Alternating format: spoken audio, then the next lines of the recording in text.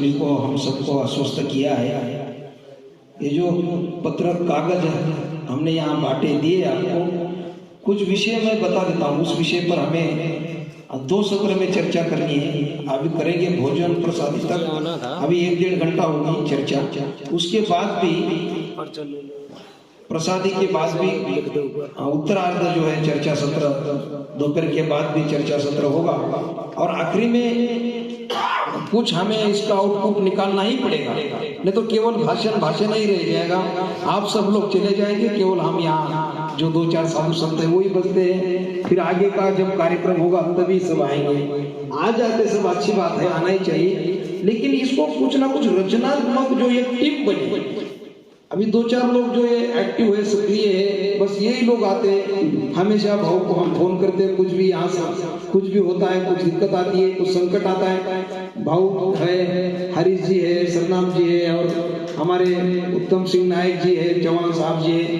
अब ये जो 5-6 लोग हैं, बस इनको ही फोन करते हैं। आज तो काफी लोगों को कॉल गया था इस बैठक के लिए, काफी लोग हैं, और नेता कई लोग हैं देश में। ये केवल ये उत्तर प्रदेश का विषय नहीं है, या केवल महाराष्ट्र का नहीं है। यहाँ प्रांतवाद, भाषावाद कोई नहीं चलेगा। यहाँ समाज, अपना समाज है, धर्म है, राष्ट्र है। यहाँ कोई प्रांत की बात नहीं है, या कोई एक जाति की विषय नहीं है यहाँ। तो ये अपना समाज का ये जो धरोहर है, अपनी संस्कृति का है, इसको रक्षण करना है। इसलिए कई नेता है, कई संगठन है, कई ट्रस्ट भी बने हैं, लेकिन मैं अब उस विषय में ज्यादा नहीं जाऊंगा।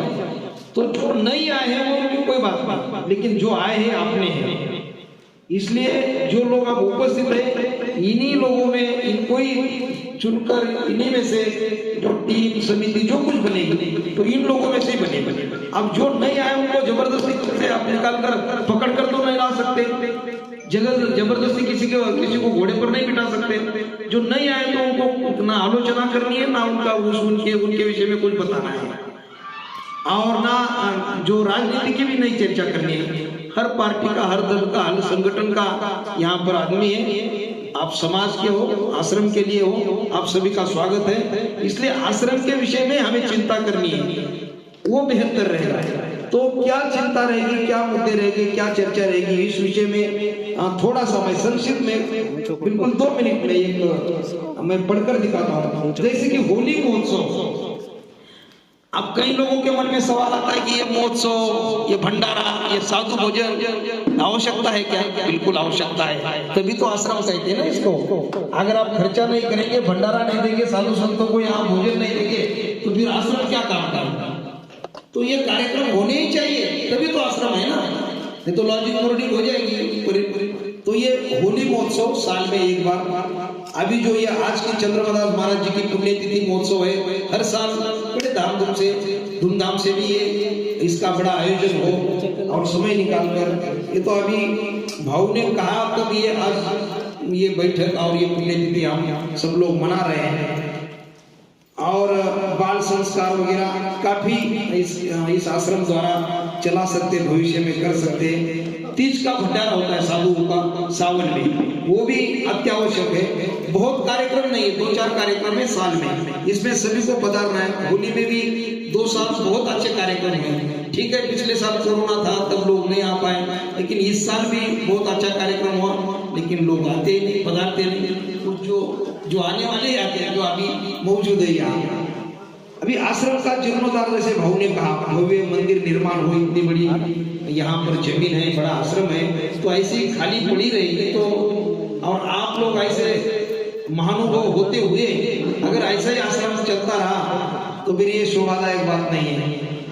और दैनिक व्यवस्था जो यहाँ की भोजन व्यवस्था, हर दिन यहाँ कोई विद्यार्थी पढ़ते हैं, साधु लोग हैं, साधुओं का भोजन खर्चा कैसे चलता होगा, इस विषय में भी हम चिंता करेंगे। आप सभी लोग करें, अतिथि भोजन है, और दैनिक खर्चा कैसे, पूजा पाठ वगैरह, इस विषय में भी चिंता आप लोग करें, ऐसे मेरा आपकी अनुरोध है, आपको विनती है।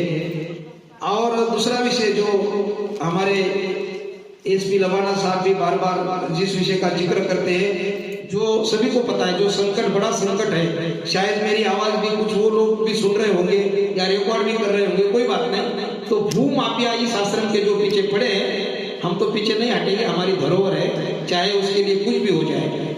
और जो षड्यंत्रकारी है आने वाले समय में उनको हम जो है हमारा कानूनी तरीके से और साम दाम दंड भेद और दूध का दूध पानी का पानी हो जाएगा, क्योंकि ये संतों की भूमि है। लेकिन कई लाखों करोड़ों रुपए खर्चा षड्यंत्र करने के लिए षड्यंत्रकारी लगा रहे, और उस विषय में भी इस भूमि को सुरक्षित रखने के लिए और जो मुकदमे चल रहे हैं उसको निपटाने के लिए भी हम दिन भर में चर्चा करेंगे, उस विषय में चिंता व्यक्त करेंगे। प्रचार प्रसार जैसे कि सोशल मीडिया है, हमारे नायक साहब जी है, नायक न्यूज, ऐसे ही इन विषयों के लिए भी, इस विषय के लिए भी कुछ समिति गठित हो, संतों की समिति हो, क्योंकि संतों पर हमारा वो श्रद्धा विश्वास, संतों पर हम संतों को मानते हैं और मानना ही चाहिए, क्योंकि सनातन धर्म का जो प्रचार प्रसार इस आश्रम का ये साधु संत ही कर सकेंगे, तो इसलिए उनकी भी समिति हो उस विषय में। और समय दान, जैसे कि आप अभी लोग कुछ समय दान दे रहे हैं, वो भी हम सभी से मांग करते हैं। कोई 8 दिन देगा, कोई 1 महीना देगा, 15 दिन देगा। अब आपकी परिवार की जो दायित्व, आपकी जिम्मेदारी है, वो अगर खत्म हो गई है तो कुछ लोग तो हमारे जो एडवोकेट हमारे मनोज भाई हैं, ये बोलते 2-4 साल के बाद हम आश्रम में ही रहेंगे। कई लोग हैं, भले मजाक से कहते होंगे या वो देते हैं समय, तो समय दान हम समय दान भी मांगेंगे। यहाँ जो कार्य करेंगे अलग अलग विषयों में, या आश्रम में रह सकते हैं, विद्यार्थी रह सकते हैं, तो ये काफी विषय है, इस विषय में हमें चर्चा करनी है।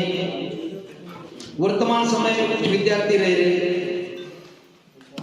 और भविष्य में गुरुकुल इतनी बड़ी जमीन है, तो हमारे बच्चों का जो भविष्य है, संस्कार बिना उनका भविष्य, और ये जो शिक्षा पद्धति है वर्तमान, ये तो उस विषय में मैं ज्यादा हमेशा बोलता रहता हूँ, अभी नहीं बोलूंगा। वर्तमान जो शिक्षा पद्धति उसको संस्कार चाहिए, वैदिक पद्धति से संस्कार और धार्मिक शिक्षा अगर हो तो बच्चों का भविष्य बन सकता है। इसलिए यहाँ गुरुकुल वैदिक शिक्षा का, आध्यात्मिक शिक्षा का भी, उसमें संगीत शिक्षा ग्रहण निःशुल्क यहाँ पर भी कर सकते हैं, उस विषय में चिंता हो।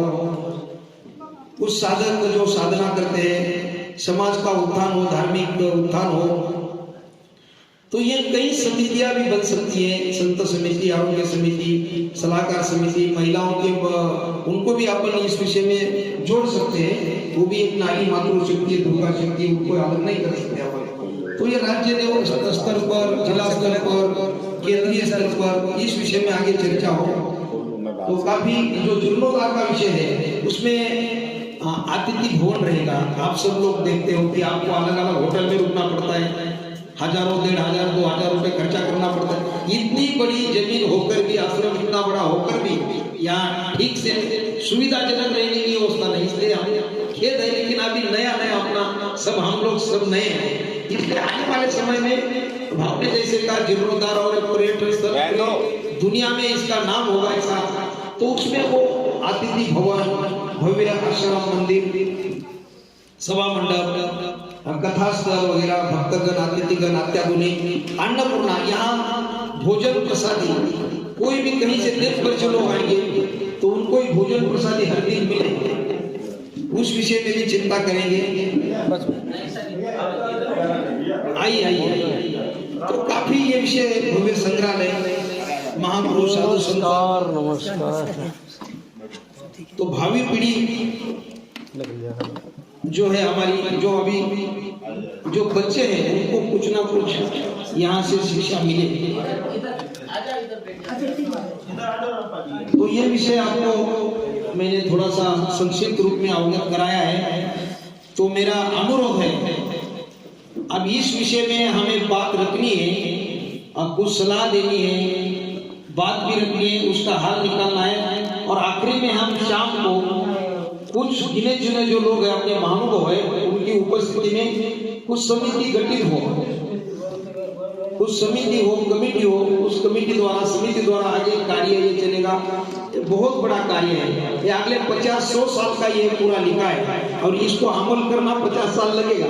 लेकिन आप लोग अगर ठान लिया तो ज्यादा दिन नहीं लगेगा, और इसलिए अभी चर्चा करेंगे, और जैसे जैसे चर्चा उसमें और कई आयाम इसके जो है और कई मुद्दे निकलेंगे, इसलिए मैं सभी को अनुरोध करता हूं कि इस विषय में हम चिंता व्यक्त करेंगे तो बिल्कुल शाम तक हम कुछ ना कुछ हल निकालकर एक हमेशा के लिए एक हल निकालेंगे और कमेटी समिति बनेगी। हमारे लमाना जी है और वो भी बात रखेंगे, बाकी चौहान साहब है, संग्राम जी है, हरीश जी है, यही लोग, रामपाल नायक जी है, यही लोग हैं हमेशा आने वाले और मुझे भरोसा है यही लोग आगे भी ये कार्य ले चलेंगे। क्योंकि और काफी लोग हैं वो बोलेंगे हमें बुलाया नहीं, अभी हम किसी की शादी तो है ही नहीं, ये तो धर्म का काम है। जिनको मैसेज गया, संदेश गया, फोन गया, आना चाहिए। अगर मान सम्मान यहाँ पर भी आप अगर मान रहे हैं तो फिर ये धर्म का कार्य ये लोग नहीं कर पाते। इसलिए जो लोग आए हैं उपस्थित है मैं इनको ही मानता हूँ और यही लोग आप लोग ही ये कार्य आगे कर सकते हैं, इसका मुझे पूरा भरोसा है। इसलिए मैं अभी अब सर्वप्रथम कौन बात रखेगा मुझे पता नहीं, लेकिन लवाना जी बात रखेंगे या हाँ ठीक है। तो मैं उनको अनुरोध करता हूँ कि जो मुद्दे जो विषय है तो इस विषय में ही आपको मार्गदर्शन करना है। हाँ, समय का थोड़ा सीमा, समय सीमा जी। हाँ, मानसिंह भाई बात कर रहे हैं, उनके बाद हमारे लवाना साहब भी बात रखेंगे। हेलो, ठीक।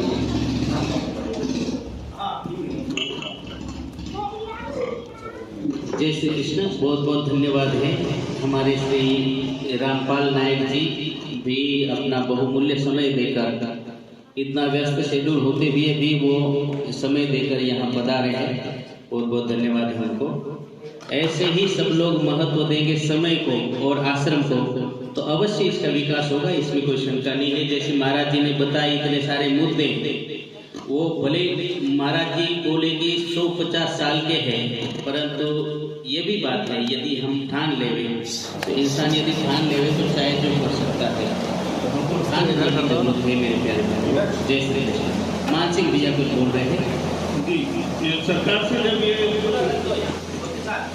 फंड मंजूर हुआ था उसमें रामपाल जी का अपना योगदान है, तो उनकी वजह से थोड़ा नाम भी सरकार में दर्ज हो गया, तो भी हमारे लिए बहुत बड़ी बात है।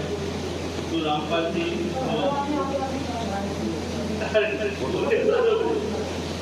धन्यवाद।